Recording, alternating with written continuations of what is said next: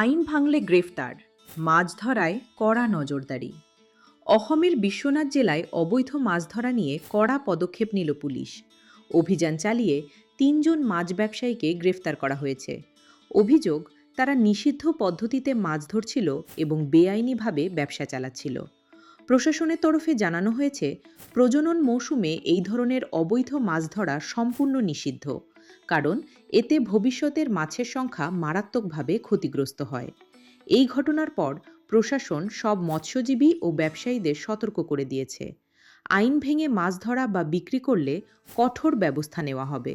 তাই সকলের কাছে অনুরোধ, নিয়ম মেনে মাছ ধরুন, নিষিদ্ধ জাল বা পদ্ধতি ব্যবহার করবেন না এবং প্রজনন সময় মাছ ধরা থেকে বিরত থাকুন।